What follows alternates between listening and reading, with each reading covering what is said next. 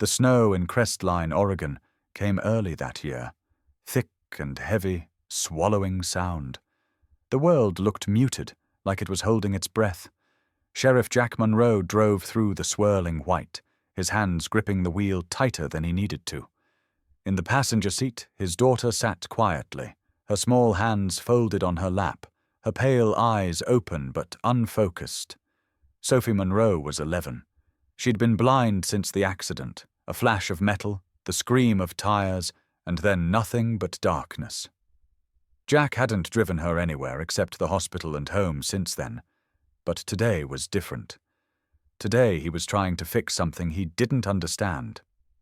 The truck rumbled to a stop in front of Pine Haven Shelter, a small rescue center sitting on the edge of the forest. The sign was half buried in snow, the letters peeling. Jack turned off the engine. "You ready?" he asked. Sophie smiled faintly. "I was born ready." Her voice was light, teasing, like her mother's had been. For a moment, Jack's chest tightened. He climbed out, came around to help her down, and they followed the narrow, shoveled path to the door. Inside, warmth hit them, mixed with the smell of wet fur and disinfectant. Behind the counter stood an older woman in a wool sweater, silver hair tied in a loose braid. Her name tag read, Grace Leary. "Sheriff Monroe," she said softly. "It's been a while." Jack nodded. "We're looking for a guide dog. Something gentle, calm." Grace studied Sophie, then hesitated. "Most of what we have here are rescues, not trained for guidance, but there's one different." She motioned for them to follow. They walked down a dim corridor lined with kennels. Dogs stirred as they passed, some barking, some wagging their tails hopefully. Sophie reached her hand through the bars once or twice, smiling when cold noses brushed against her fingers. Then they reached the end of the hall. The last cage was marked 12. Inside lay a German shepherd, older, scarred, motionless. His coat was dull, his left ear torn. One eye was cloudy, the other a deep, alert amber that watched them without moving. Grace whispered, "That Scout. Military K-9, retired from active service after Kandahar. He was injured during an ambush that killed his handler. Since then, he hasn't responded to anyone. Barely eats, doesn't bark." Jack frowned. "And you think that's the one for her?" Grace shrugged.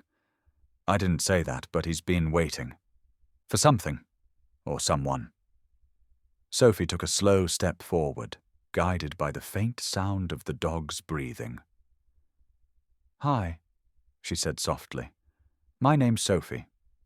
Scout didn't move. His gaze stayed locked on her, as if measuring the shape of her voice. Jack watched, uneasy. "Sweetheart, maybe we should look at the others." But Sophie knelt. Her fingers found the cold metal bars, then the rough fur beneath. The dog flinched, then stilled. His breathing deepened. "You don't have to be afraid," she whispered. "I'm not." It was quiet enough that Jack almost didn't hear it, but Scout did. The words fell into that space between them like a key turning in a lock. The dog lifted his head. Slowly, painfully. His eyes met Sophie's blank ones, and something invisible passed through the air. Recognition, maybe. Or trust. Then, for the first time in months, Scout stood. Grace covered her mouth. "Dear God," she murmured. Jack felt the hairs on his neck rise. It wasn't just that the dog had moved, it was the way he moved. Cautious, purposeful, like he was remembering what it meant to live. Sophie smiled. "He's perfect." Jack shook his head. "He's not trained, honey. He's broken?" she asked quietly. Jack froze. The word hung there, cruel and honest. He opened his mouth, but before he could speak, Scout pressed his nose against Sophie's palm. She giggled softly, and Jack saw the tail twitch once. Just once. Grace's eyes filled. "I'll start the paperwork," she said. Outside, snow kept falling, covering the tracks of everyone who had come before. When they left the shelter, Scout sat in the back of the truck, silent but alert. The ride was quiet except for the hum of the heater and Sophie's gentle humming. Halfway home, Jack glanced in the rearview mirror. Scout's gaze met his through the reflection. The dog's one good eye didn't blink. It was as if he was reading something written deep inside the man's chest, and for a fleeting second, Jack felt that he wasn't driving them home at all. He was being led there. That night, after Sophie went to bed, Jack stood at the window, watching the snow drift past the streetlight. Behind him, a faint sound made him turn. Scout was sitting by Sophie's door, guarding it, his body tense, head up, ears sharp despite the torn one. The storm outside deepened, wind howling across the roof. Jack whispered, "Guess you found your new mission, huh?" Scout didn't move, but his gaze never left the door. The light flickered, and for the first time since the accident, the house didn't feel empty. It felt watched over, and somewhere in that fragile silence between grief and faith, both man and dog took their first breath again. The next morning, the world outside Pine Haven shelter was still blanketed in snow, the trees heavy with white silence. Inside, the kennel corridors echoed with barks and metal clinks. But at the far end, cage 12 remained quiet. Grace Leary stood beside the kennel with a worn manila folder in her hands. Her eyes, usually calm and observant, held something sharper this morning. She opened the folder as Jack Monroe and Sophie approached, Scout watching from behind the bars with his unblinking amber eye. "I figured you'd want to know what you're getting into," Grace said, voice low. Jack crossed his arms. "I already know what I'm not getting into. A liability." Sophie said nothing.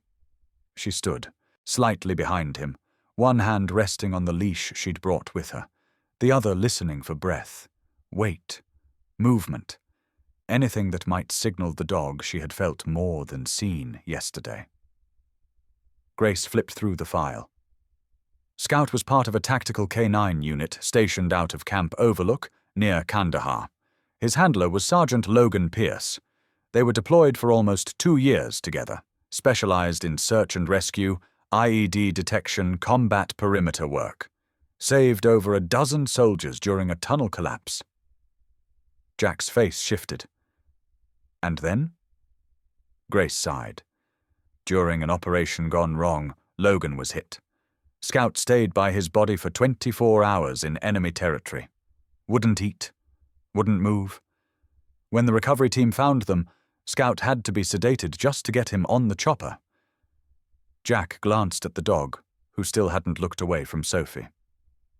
What happened after? They tried to reassign him, tried everything. New handlers, therapy. He wouldn't work with anyone, just stopped responding. "Maybe because he's done," Jack said. "Dogs grieve. But this one, he's shut down. You said yourself he doesn't eat." Grace nodded. "Only at night, in the dark, and only after everyone leaves." Jack shook his head. "And I'm supposed to let my blind daughter be around that?" "He's not dangerous," Grace replied. "Just quiet, withdrawn." Sophie stepped forward. "He's not broken," she said. Jack turned. "Sophie, he's waiting." Her voice didn't rise, didn't shake. It was simply truth, spoken with the calm certainty of someone who knew what it felt like to be left in the dark. Scout rose slowly, as if the words pulled him to his feet. He approached the bars with deliberate steps, stopped just in front of her. Sophie knelt without hesitation. Her hand hovered in the air for a moment, then dropped gently to the steel. And then it happened again. Scout touched his nose to her fingers. It wasn't a leap, or a bark, or a tail-wagging display. It was something smaller, quieter, but it cracked the air like lightning. The stillness in the room shifted. A breath held by time finally released. Sophie smiled. There you are. Jack's jaw clenched. He's a war dog. Not a family pet, not a guide dog. This isn't a storybook. Sophie tilted her head, still touching Scout's fur. It doesn't have to be a storybook. It just has to be real. Jack exhaled hard. And what if he snaps? What if he's too far gone? I'll know, she said. Before he does, I'll know. Grace stepped in gently. Sheriff, Pine Haven runs a foster evaluation program. 30 days. You take him home. We provide support. If it doesn't work, we take him back. No judgment. Jack hesitated. Dad, Sophie said, finally turning toward him. You told me healing takes time, that sometimes it shows up in unexpected ways. Maybe this is one of them. Jack looked at her. Really looked. Not at the cane. Not at her blindness. But at the quiet resolve that hadn't been there since the crash. Since his wife died. Since everything stopped. Scout's head lowered beside her. The dog didn't growl. He didn't flinch. He simply stayed. And for the first time, Jack couldn't find a reason to say no. 30 days. He muttered. That's it. Sophie grinned. That's enough. Grace handed him a packet of forms. I'll grab the starter kit. Food, leash, records. As she walked away, Jack knelt beside Scout, who stiffened slightly but didn't pull back. Jack studied the scars along the dog's jaw, the milky discoloration of one eye, the muscle tension beneath the fur. This wasn't just a wounded animal. This was a soldier. I'm not doing this for me, Jack murmured. You hurt her, you're out? Scout didn't blink. Sophie reached for the leash in her coat pocket. Can I? Jack hesitated, then handed it to her. She clipped it to Scout's collar. The metal clicked, final and soft. He's mine now, she said. Scout took a step forward. Not away. Forward, beside her. Grace returned with a paper bag and a weathered folder. Tag's updated. He's all yours. Jack signed the forms in silence. When he looked up again, Scout was already standing close to Sophie, her fingers gently resting on his head like it had always been there. Outside, the wind had picked up. Snow blew sideways across the parking lot as Jack opened the door. Sophie walked ahead slowly, cane tucked under one arm, Scout at her side, step for step, breath for breath. She didn't flinch at the cold. Scout didn't hesitate at the leash. From behind, Jack watched the two of them walk toward the truck and thought, this might be the start of something impossible. Not because Scout was perfect, but because for the first time since the crash, Sophie didn't look lost, and the dog who'd stopped trusting looked like he was trying again. Scout didn't bark the first night home, didn't eat either. He moved like a ghost through the Monroe house, silent and watchful, his shadow slipping from room to room. When Jack placed the food bowl down beside the water, Scout only sniffed it once before curling up in the far corner of the living room, back to the wall, eyes on the door. Jack watched him from the kitchen, arms crossed over his chest, unsure if he'd brought home a companion or a ticking bomb. Upstairs, Sophie brushed her fingers along the window pane, listening to the sound of the wind outside. He doesn't like it here yet, she whispered. Jack leaned against the doorway. Takes time. Everything does, she said quietly. Even hearts. Jack didn't answer. He hadn't slept more than 4 hours a night since the accident, since the screams, since the silence that followed. Scout remained on the floor like a statue carved from something older than war. Not hostile, but unreachable. That first night, Jack lay awake in the dark, listening for any noise. There was none. No growls, no pacing, not even the jingle of a collar. But when he got up at 3 a.m. to check on things, he found Sophie on the living room floor. She was wrapped in a blanket, her small hand resting gently on Scout's neck. The dog's chest rose and fell in a steady rhythm, the tension in his body gone. Jack watched from the hallway, The image burned into his mind. His daughter, the one who had forgotten how to sleep through a full night, curled up next to a dog everyone had given up on. It kept happening. Night after night, Scout would pace for hours, silent, uneasy, until Sophie came down and lay beside him. Just her touch, light as snow, was enough. He'd settle, breathe, and eventually sleep. By the end of the first week, Jack stopped trying to stop her. One morning he found Scout sitting by the front door, completely still. Not begging to go out, just waiting. When Jack opened the door to head out for work, Scout didn't move. His amber eye scanned the street, sharp, scanning, alert. As Jack stepped past him, the dog finally shifted, taking up position beside the door like a sentinel. "You think you're on duty, huh?" Jack muttered. Scout didn't blink. That evening, as twilight slipped through the pine trees and the living room filled with the faint sound of Sophie playing an old melody on the piano, one she'd learned by ear from memory, Scout lay at her feet, head resting on her slipper, ears twitching with every note. "You know," Sophie said, not stopping the song, "he breathes differently when I play." Jack looked up from the couch. "What do you mean?" "At night, his breathing is fast, nervous, like he's still chasing something that scares him. But when I play, it slows, like he's listening to something he missed." Jack leaned back, watching the way Scout's ear flicked toward her. The dog didn't close his eyes. He never did. But there was something gentler in the way he lay there, as if guarding not a house, but a memory. The days passed with slow changes.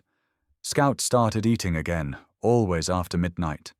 He began following Sophie around the house, never close enough to crowd her, but always near enough to catch her if she stumbled. The town remained quiet, cold, peaceful in a way that felt temporary. Then came the sound. It was late. Jack had returned from patrol and sat by the fire, half asleep on the armchair, while Sophie curled up on the rug, her book open in her lap.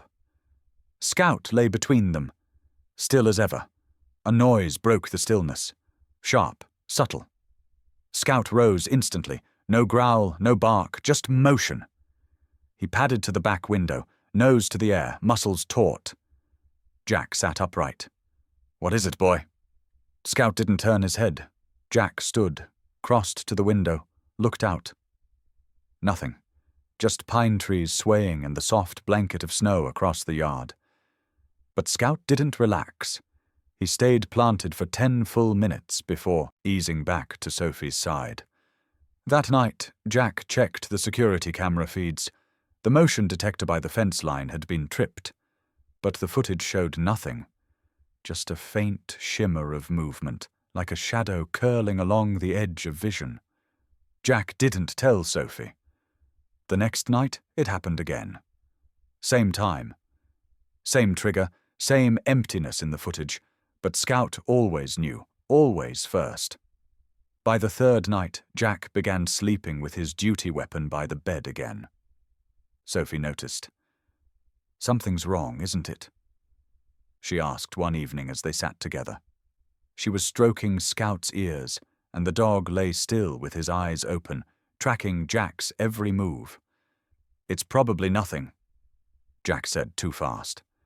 "That's not what Scout thinks," Sophie whispered. "He never stares at nothing." Jack sighed and crouched in front of her. "I'm not going to let anything happen to you. You know that, right?" Sophie nodded. A pause. Then she asked, "Do you think Mom still watches over us?" Jack blinked. The fire crackled in the silence. "I don't know," he said honestly.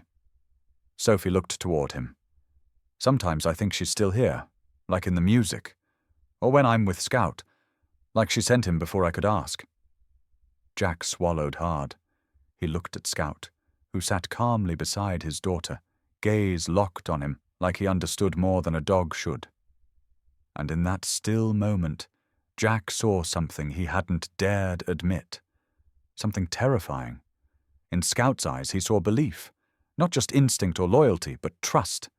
Jack couldn't say it. Not yet. But he felt it growing, like roots breaking through old ground.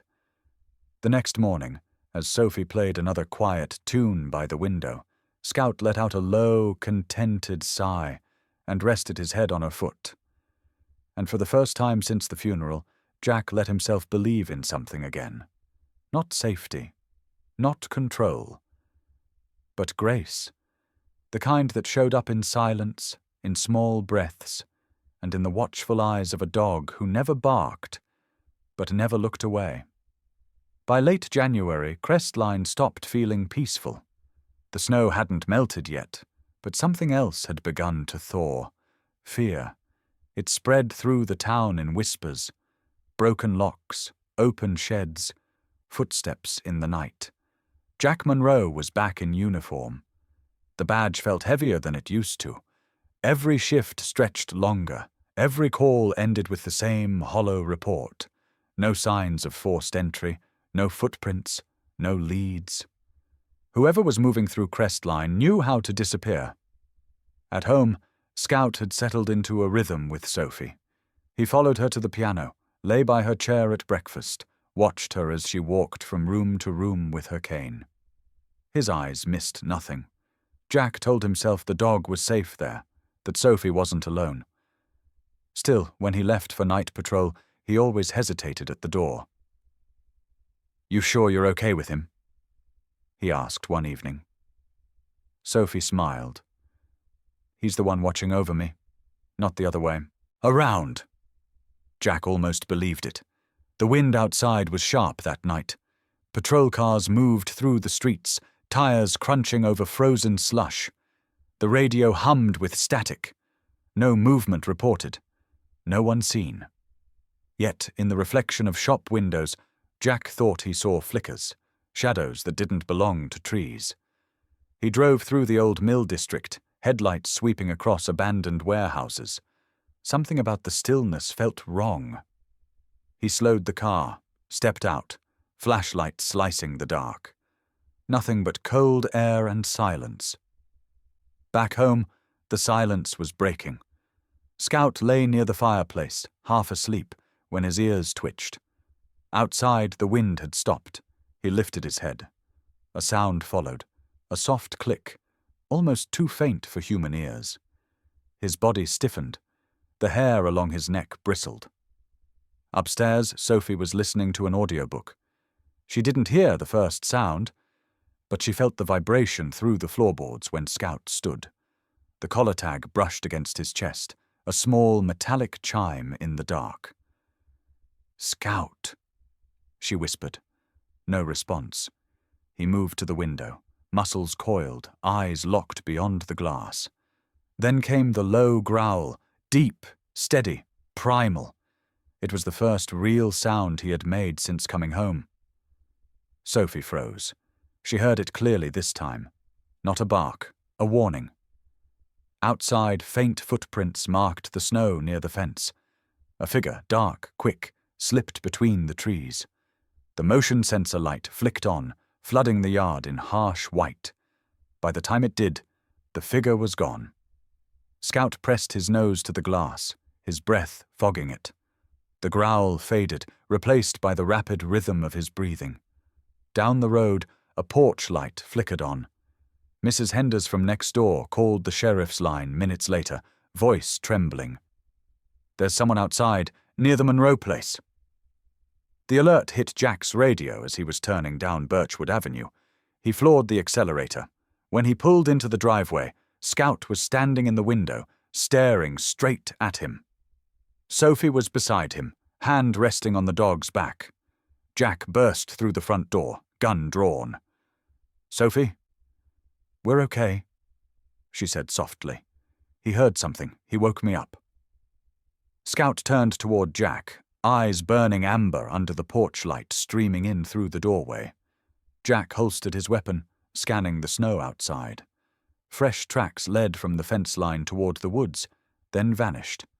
He followed them halfway, but they ended abruptly, as if the person had been lifted straight from the ground. The next morning, Jack walked the perimeter again. No prints, no damage. Only one thing stood out: small flecks of oil on the wooden gate. Industrial grease, the kind used in mechanical locks. Not something local. When he returned home, Sophie was at the kitchen table, Scout beside her. "He didn't sleep all night," she said. Jack sat down across from her, exhaustion creeping in. "Neither did I."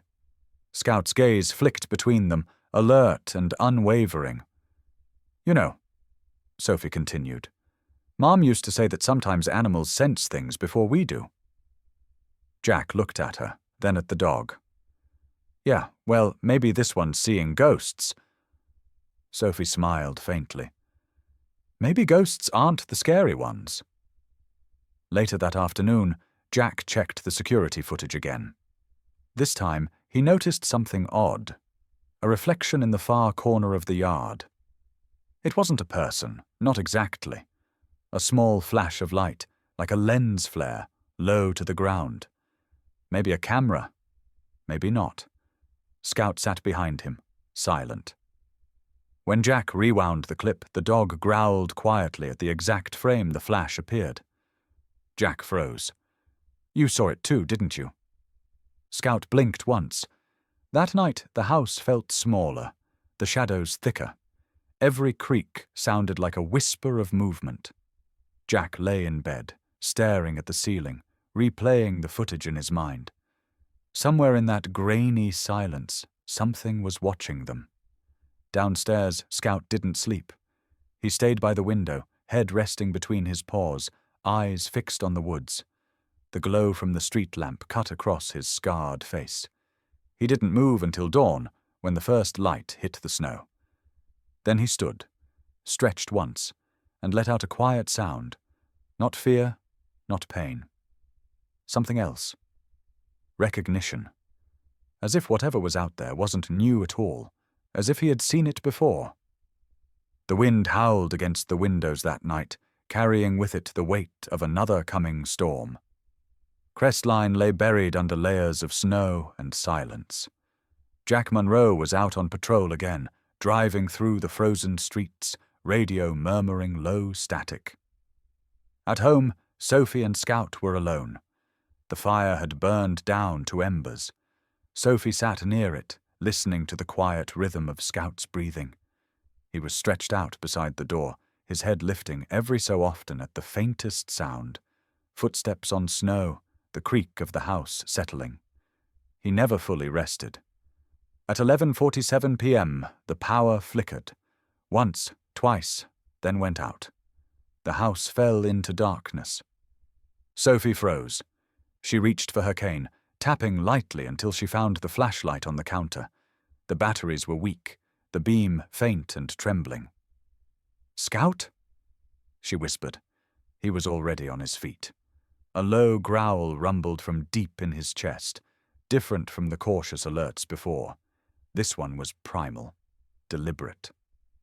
Something outside shifted. Then the unmistakable sound of glass cracking. Scout's head whipped toward the back door. The sound came again. Footsteps in the kitchen, careful but heavy. Sophie's pulse quickened. She knew that walk, not her father's, too slow, too sure. Scout's growl deepened, his fur bristled. The back door opened with a sharp metallic groan. A figure slipped through, wearing a heavy coat, boots soaked with snow. The flashlight beam caught a glint of steel. A knife. Royce Denton. Jack had arrested him 3 years ago on an assault charge, paroled 6 months back. Rumor was he'd been drifting around town looking for payback. Royce's breath came out in white clouds as he muttered, "Where are you, Sheriff?" His eyes darted across the dark house. "You took everything from me. Tonight I take it back." Then he froze. A shadow moved at the edge of the room. 2 amber eyes glowed in the dark. Scout. The growl that followed wasn't loud, but it was enough to make Royce hesitate. "Well, look at you," he sneered. "The old war dog. Thought you'd be dead by now." He stepped forward. Scout lunged. The impact knocked Royce off balance.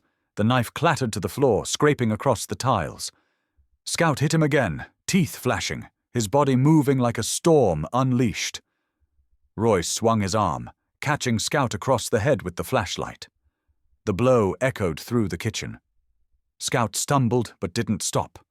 He came back harder, a blur of muscle and fury. Sophie, heart pounding, felt the vibrations through the floorboards. She dropped to her knees, hands searching for the stairs. "Scout!" No answer.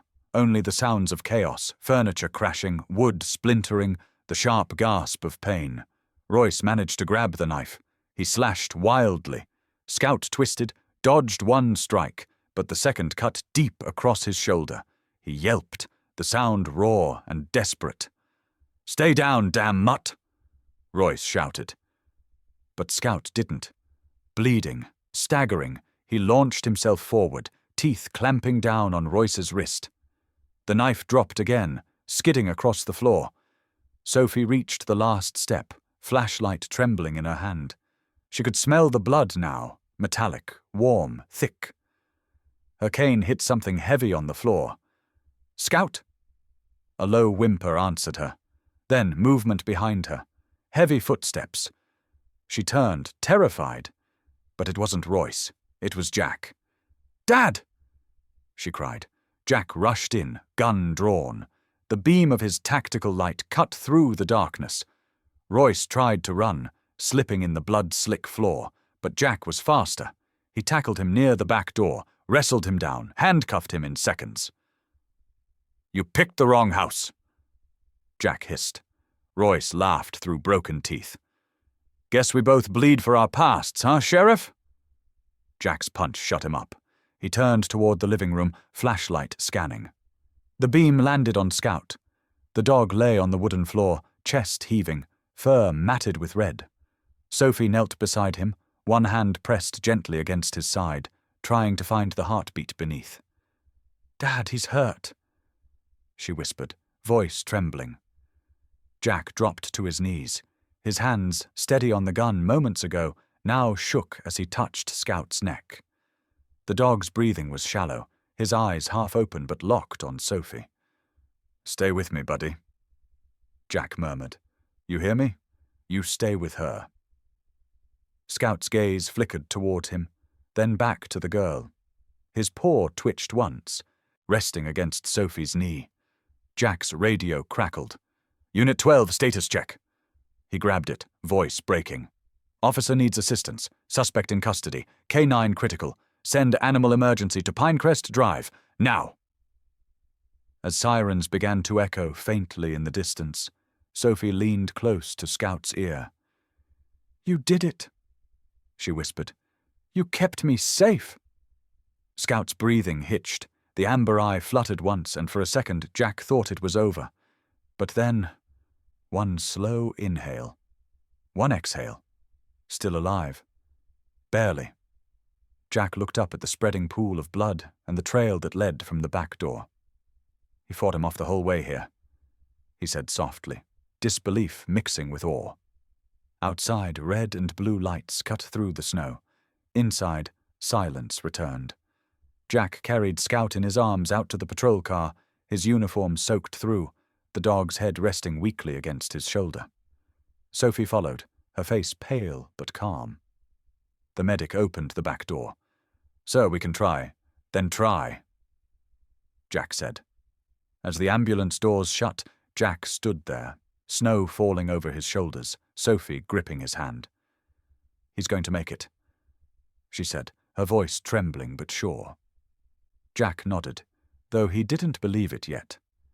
And when the ambulance drove off into the blizzard, its lights fading down the frozen road, the only thing Jack could hear was the echo of the fight. Scout's growl, fierce and fearless, still ringing in his chest. The animal clinic sat on the outskirts of Crestline, half buried in snow and fluorescent light. The hum of the machines filled the silence between breaths. Jack Monroe stood in the corner of the waiting room, uniform torn and stained with blood that wasn't his. Sophie sat beside him, her fingers clutching the silver necklace hanging around her neck. It had the words, "Love sees beyond sight," engraved on the back, a gift from their elderly neighbor Martha Green. The chain trembled slightly as she held it, lips moving in silent prayer. Behind the swinging doors, Scout was on the table. The vet, Dr. Lyle Carter, moved quickly, hands steady despite the adrenaline. 2 nurses worked beside him, sponges red, instruments clinking against metal. "He's losing blood fast," one whispered. Carter didn't look up. "Clamp here. He's got internal damage, lung puncture. If we'd gotten him 10 minutes later..." He didn't finish. Time fractured into seconds. Every sound echoed, machines beeping, boots scuffing, the low murmur of commands. In the waiting room, Sophie kept her head bowed. "He was protecting me," she said softly. Jack's throat tightened. "Yeah, he did his job." "No," she whispered. "He did more than that." The doors swung open. Dr. Carter stepped out, mask pulled down, eyes heavy. "He's stable, for now. The blade missed his heart by an inch, but we're not out of the woods yet." Jack exhaled slowly, like he'd been holding his breath since the fight. "Can I see him?" Carter hesitated. "He's sedated. He won't know you're there." Sophie stood anyway. "He'll know." The vet led them down a narrow corridor lined with stainless steel cages and the faint smell of antiseptic. Scout lay on a metal table, wrapped in bandages, IV lines running from his foreleg. His chest rose shallowly, each breath a fragile victory. Sophie reached out, her hand trembling as she touched his fur. "Hey, soldier," she whispered. "You made it." For a moment there was nothing. Then, as if her voice reached somewhere deep inside him, Scout's tail twitched once, a slow, deliberate wag. Jack swallowed hard. "That's my boy." Dr. Carter watched quietly. "I've seen a lot of dogs in my time, Sheriff. None like this one. He wasn't just fighting an intruder. He was fighting his past." Jack frowned. "What do you mean?" The vet glanced at the file on the counter. "You said the suspect's name was Royce Denton." "Yeah." Carter flipped through the pages, stopping on an old record stamped Military Confidential. Scout's original handler, Sergeant Logan Pierce, was killed during an ambush 3 years ago. According to reports, the squad was hit by smugglers posing as local contractors. One of the names listed in the unsealed intel file matched your suspect. Jack froze. "Royce." "Same man," Carter said. "Royce Denton was dishonorably discharged under a different unit name. He disappeared overseas before the trial." Jack stared at the vet, every detail from the past week colliding in his head. The clean break-ins, the precision, the oil marks on the fence. Royce hadn't been hunting the sheriff. He'd been hunting the dog. He came back to finish what he started. Jack muttered. Sophie's hand stayed on Scout's neck. "You mean, he knew Scout?" Jack nodded slowly. "Yeah, he knew him too well." In the stillness, a low sound came from the table. Scout stirred, eyes half open, breath hitching. He lifted his head slightly, gaze moving between Jack and Sophie. Then, as if sensing their voices, he let out a weak, throaty noise. Not a bark, but a sigh. Sophie leaned closer. "You did it. You stopped him. You can rest now." Jack stood beside her, his voice quiet. "You didn't just protect my daughter. You avenged your partner." The vet adjusted the IV, lowering his voice. "He's a survivor, but the recovery's going to take time." Jack nodded. "We'll give him all the time he needs." Carter hesitated again, flipping another page in the file. "There's something else. The Army requested Scout be put down after Pierce's death. They claimed he was too traumatized to serve again. Pine Haven took him in before the order was processed. If they hadn't, he'd be gone already." Sophie's fingers tightened around the dog's collar. He was meant to live, she whispered, to find us. Jack met her eyes, and for the first time in years he didn't argue. Outside, snow began to fall again, soft against the windows. The world seemed quieter now, almost reverent. Scout shifted slightly, his body still weak, but his tail moved again. One slow wag, then another. It was enough. Jack brushed a hand across the dog's head. "You rest easy, buddy. You've done more than any badge ever could." In the hallway, a deputy appeared at the door. Sheriff, forensics confirmed it. The blood on Denton's knife. 2 different DNA profiles. One Scout's, the other matches an unsolved military homicide case from Kandahar. Jack closed his eyes. The truth settled like ash. Royce Denton hadn't just broken into his house. He'd brought the ghosts of Scout's past with him. As the deputy left, Jack looked down at the wounded shepherd, the lines of battle still etched into his face. "You didn't just survive a war," he said quietly. "You carried it with you, until you finished it." Sophie leaned closer, her voice a whisper through the hum of the machines. "We're home now, Scout, all of us." And in that small, sterile room, filled with the smell of blood and antiseptic, the war finally ended for a soldier who had no words, only loyalty. By the end of the week, the entire town of Crestline knew what Scout had done. Royce Denton was being held without bail at the county jail in Tillamook. The charges stacked like bricks: breaking and entering, attempted murder, assault with a deadly weapon, resisting arrest. And now, with the military records unsealed and matched through DNA, the one that mattered most: the murder of Sergeant Logan Pierce, Scout's former handler. Jack sat in the district attorney's office when the prosecutor laid out the files. "Between your daughter's testimony, your report, and the evidence from the scene, including bite pattern matches and blood DNA, he's going away for a long time." Jack nodded, fingers tight around the brim of his hat. "Good." Outside the courthouse, a small crowd had gathered. Reporters with cameras and microphones stood beside townsfolk in scarves and thick jackets, all staring as the story unfolded. It wasn't just about a break-in anymore. It had become something deeper. K9 hero saves blind girl from killer. That was the headline on the front page of the Crestline Weekly.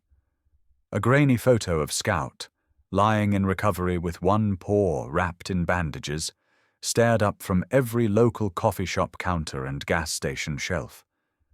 His eyes were tired, but they held a quiet strength that made people stop and stare. Something in that face reminded them of survival. In Pine Haven Elementary, teachers shared the story during morning announcements. In the fire station downtown, someone printed a poster that read, "Courage doesn't always bark." At home, Scout was still healing. Slowly but surely. Dr. Carter visited every morning. He changed the bandages, checked the sutures, and gave Jack careful instructions on pain medication. Scout didn't fight any of it. He let Carter work without a growl, but always turned his head towards Sophie's voice whenever she entered the room. She slept beside him most nights on the rug, curled in a nest of blankets, her hand always resting on his chest, counting his breaths like clockwork.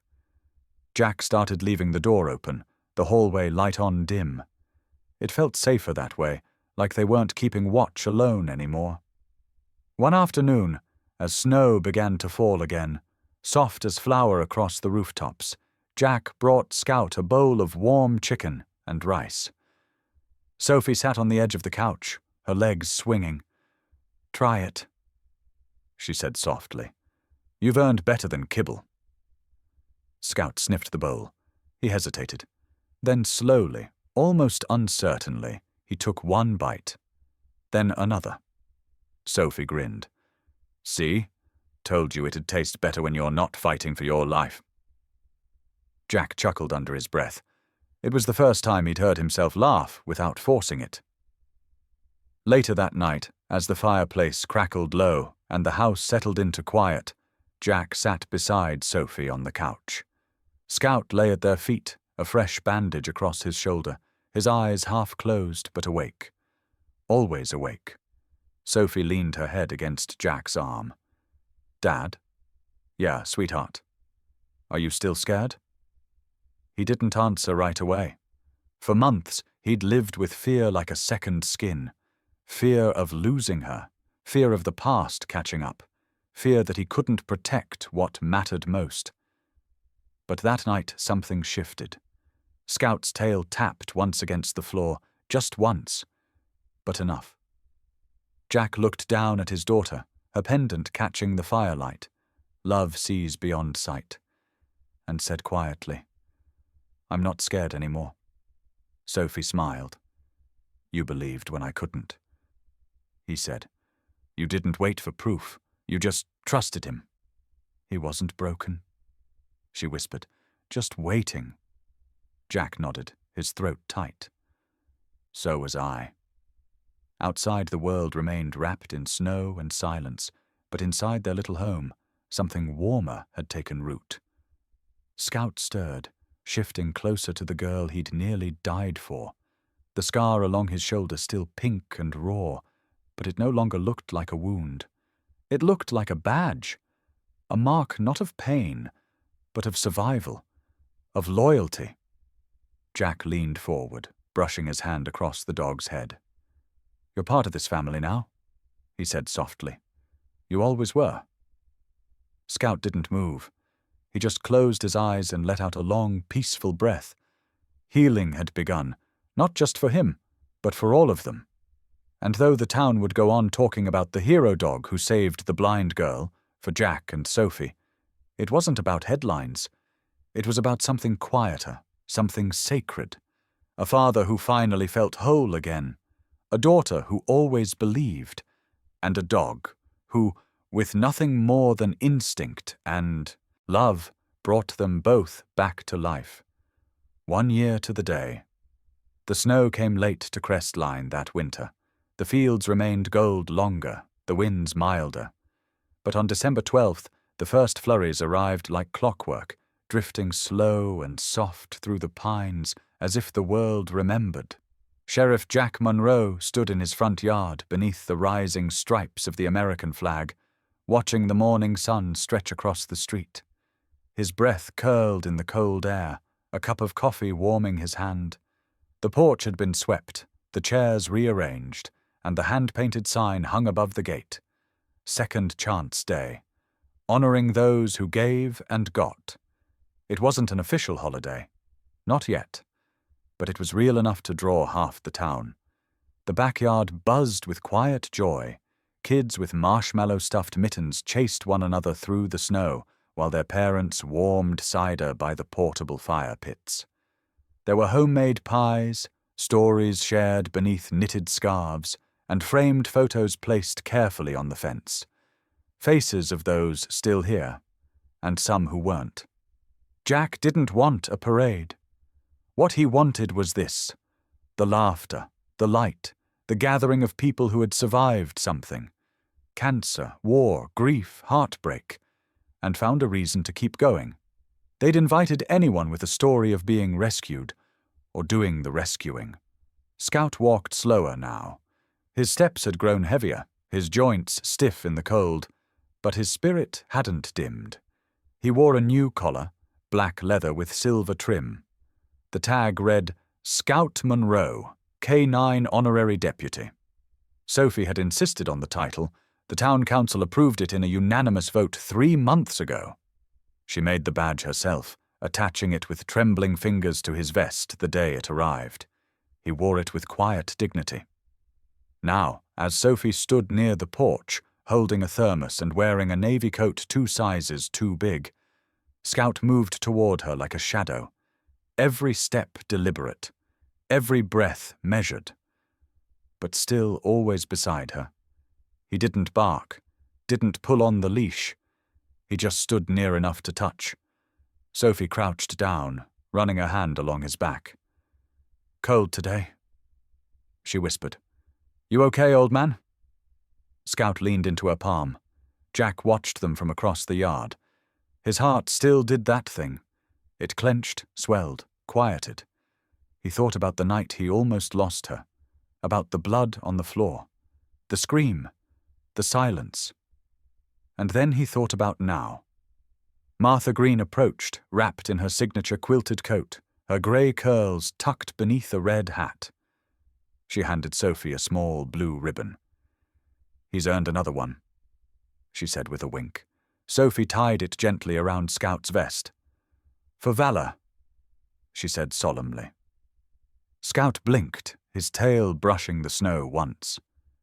Later, when the sky turned to pink and smoke from the fire pits curled into the clouds, Jack gathered everyone on the front lawn. He stood beside Sophie and Scout, facing the crowd. "This isn't about us," he said simply.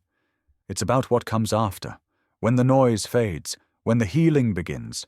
Today is for those who kept going, who found a second chance, and gave one." There was silence, the good kind. Then came applause, soft at first, then rising like the wind through pines. Sophie's hand found Scout's fur, Jack's rested on her shoulder, and someone raised a phone, calling out, "Let's get a photo of our local heroes." They turned toward the flagpole, the stars and stripes flapping gently above them. Scout stood in the center, Sophie to his left, Jack to his right. A blind girl, a weary father, a scarred dog. None of them whole, but together, complete. The shutter clicked, and for a frozen moment in Crestline's quiet winter, time honored not perfection, but perseverance. Scout lifted his head toward the wind, ears twitching, as if he heard something only he could understand. A memory, a promise, a ghost. Then he settled, pressing gently against Sophie's leg, eyes closing.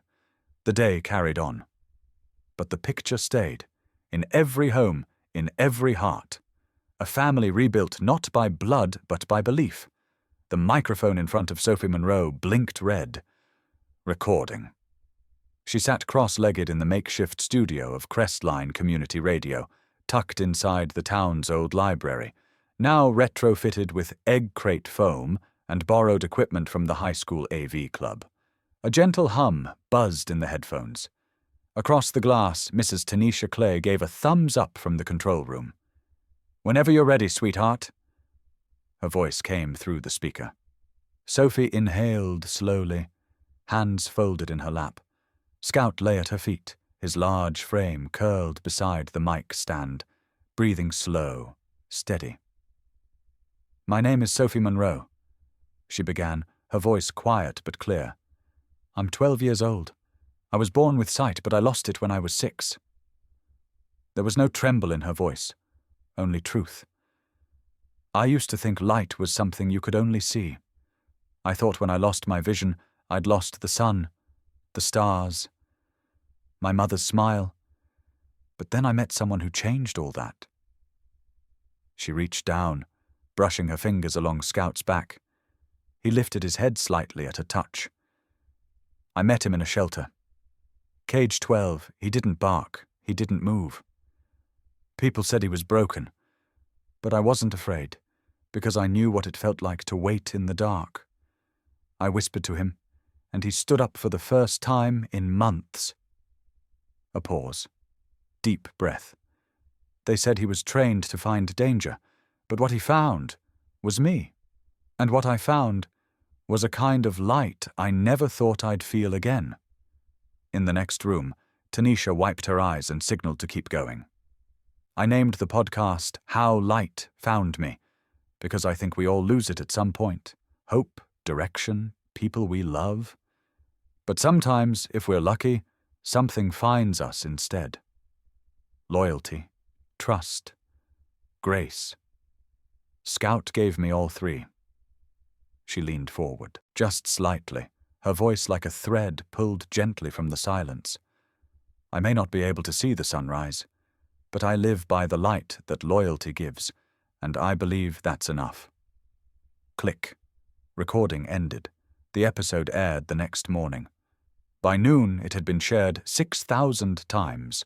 By sundown, the number doubled. From nearby towns to halfway across the country, emails and messages began pouring in. A school principal in Idaho asked for permission to share it during morning assembly. A blind student in Ohio wrote, "Thank you. You helped me feel seen." A mother in Texas shared, "My son stopped speaking after his father died. He asked to listen to Scout's story again tonight." The town of Crestline wasn't used to going viral, but that week it didn't matter. The story had outgrown them, and they were proud of that. Jack watched it unfold with a quiet awe. He wasn't one for social media, but when Sophie's voice came through the radio, he paused every time. At the station, in the truck, at home, where her words danced through the walls like a second heartbeat. 2 weeks later, Jack stood at the podium in the town hall auditorium, hands resting against a polished wood lectern. The room was packed. "Today," he said, clearing his throat, "we're announcing the Clara Monroe Scholarship Fund, named after my late wife, and mother to a girl who taught me more than any badge ever could." Behind him, a banner stretched wide across the wall. For blind and visually impaired youth, because bravery has many forms.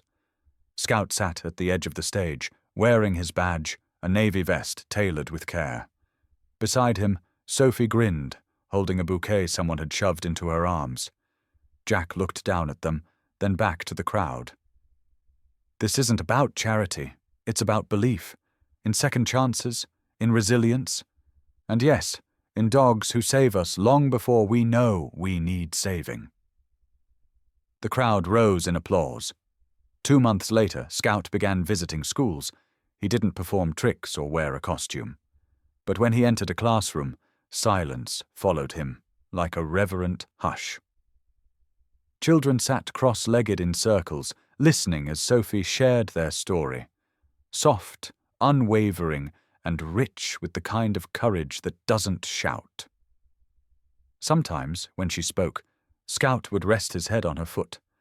Other times, he'd move to a child sitting alone and lean into them gently, as if reminding them, "You're not invisible." At one visit, a boy with a stutter whispered, "He knows I'm scared." And Sophie had smiled. "He does, but he also knows you're brave." The mayor declared the second Friday of every December as Scout Day. The first ceremony was small, just a few speeches and cupcakes shaped like paw prints, but it meant the world to those who showed up. Because in a world too fast and too loud, the story of a blind girl and a wounded dog whispered something eternal. You don't need to see light to be the one who carries it. And sometimes the quietest miracles wear fur and scars and walk beside you, one faithful step at a time. The snow came softly that night, like a memory. It blanketed the rooftops of Crestline in slow, quiet layers, covering fences, mailboxes, and the wooden steps of the Monroe house. The porch light above the door cast a warm cone of gold onto the white, glowing like a beacon in the stillness. Sophie Monroe sat curled on the front step, wrapped in her mother's old flannel blanket. Her face was turned slightly upward, eyes closed, as snowflakes landed gently on her lashes. Scout lay beside her, head resting on her legs. He was slower these days, his fur grayer around the muzzle, but his ears still flicked at every shift in the wind. His breathing was steady, present. Sophie reached down and ran her fingers behind his ear. He let out a soft huff, that familiar sound of old comfort. They had done this 100 times, just sitting, just being. "You still listen better than anyone," she whispered. Scout didn't move, but the tip of his tail brushed against her foot. Inside, Jack Monroe stood by the kitchen window, watching them through the falling snow. The steam from his mug fogged the glass. On the table behind him lay his leather-bound journal, pages marked with scribbled thoughts, worn edges, coffee stains. He turned back to the journal, flipped to the latest page, and wrote, December 14th. The snow came early this year. Sophie says she can hear the snow. I believe her. She hears things I never learned how to listen for. Scout is slowing down, but he still guards her. Every night. Not for food. Not for praise. He didn't bark for food. He barked for the truth. Jack paused, looking out at the dark, the porch, the two figures nestled in peace just beyond the glass. He barked to remind me what I'd forgotten, that love doesn't need to see to be loyal. It just needs to stay. A soft knock broke the quiet. It was Sophie, stepping back inside, brushing the snow from her coat. Scout followed slowly, shaking flakes from his back before padding to his spot by the fire. Dad, Sophie said, holding up her phone. New podcast episode uploaded. Jack smiled. What's it called? She grinned, still guarding. He nodded. Good title. She tapped play. Her voice filled the room, low and calm, drifting like smoke from a warm chimney. Not all heroes wear badges, she said. Some wear fur, some wear scars, and some don't need words to save you. They just stay. The fireplace crackled in the silence. We all carry something. Her voice continued. Pain, guilt, fear. But if you're lucky, you'll find someone who doesn't try to fix you. They just sit with you in the dark until you're ready to walk back into the light. Scout lifted his head as if he recognized the voice as his own story. Sophie closed her eyes, her hand resting on his thick fur. So here's my question to you. The podcast ended with a whisper. What's your story with a loyal pet? Because someone out there needs to hear it. The screen faded to black. Then, subscribe to the German Shepherd channel for stories that remind us that loyalty never retires. Outside, the snow continued to fall. The world quieted, not because it was empty, but because it was full of love, of healing, of a dog who still guarded even in stillness, and a girl who never needed eyes to see what mattered most. They stayed that way, all three of them, a father, a daughter, and a dog. Not perfect, but whole, still watching, still guarding, still here.